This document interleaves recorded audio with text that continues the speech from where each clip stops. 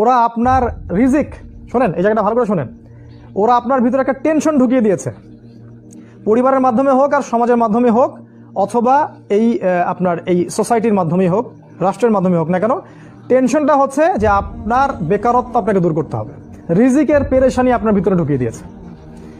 প্রতিটা যুবককে জিজ্ঞাসা করেন, দেখবেন পেরেশান যে খাবো কি আর জীবনে করবোটা কি। দেখবেন মানে ভাবখানা এমন যে ও যদি 5 ওয়াক্ত নামাজ পড়ে, কোরআন তেলাওয়াত করে, রোজা রাখে, আল্লাহর হুকুম সব মেনে চলে, হ্যাঁ খুব মুত্তাকি মানুষ, পরেশগার মানুষ, কিন্তু বেচারা একটা ছোট মুদির দোকানে কাজ করে, বেচারা একটা ধরেন সবজি বিক্রি করে বা হালাল কোনো কাপড়ের ব্যবসা করে, ওর ভাবখানা এমন জীবনটাই নষ্ট হয়ে গেল, আমার জীবনে কিছুই করতে পারলাম না, কি করলাম জীবনে, নিজের পায়ে দাঁড়াতেই পারলাম না।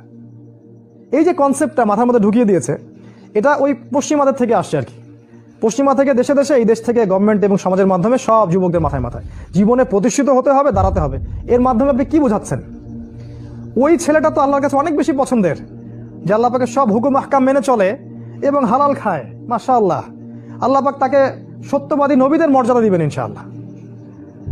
একজন যে ব্যক্তি সৎ ব্যবসায়ী, সে ব্যক্তি নবীদের কাতারে থাকবে কিয়ামতের দিনে। দুনিয়াতে আপনি তাকে মনে করছেন যে এ হচ্ছে কিছুই করতে পারলো না জীবনে, নিজের পায়ে দাঁড়াতেই পারলো না, জীবনটাই ধ্বংস হয়ে গেল। এই যে চেতনা, রিজিকের টেনশন, খাবো কি করব, মানে কোথায় গেলে একটা ভালো চাকরি পাবো, কোথায় গেলে একটা ভালো ব্যবসা করতে পারবো, এই একটা চাকরির জন্য, একটা মানে জমি কেনার জন্য, একটা বাড়ি করার জন্য, একটা মেয়েকে বিয়ে করার জন্য পাগল হয়ে গেছে যুব সমাজ এখন, অস্থির। মানে আল্লাহ, রাসূল, কোরআন, সুন্নাহ এগুলোর চেয়ে এগুলোর কাছে বেশি ইম্পর্টেন্ট।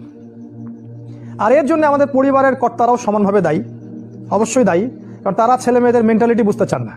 যদি কোনো ছেলে বলতেও চায় যে না আমি আল্লাহর পথে চলবো, আমি ইসলাম নিয়ে থাকবো, অল্পতে আমি সন্তুষ্ট, বাবা মা প্রেশার ক্রিয়েট করবে, না সবাই কত এগিয়ে গেল, তুমি পিছিয়ে পড়ছো, ও বিসিএস ক্যাডার হয়ে গেল, ও ব্যাংকে জব করতেছে, ও এখানে জব করে, ও তোমার বন্ধু দেখো কি করতেছে, তুমি পারো না।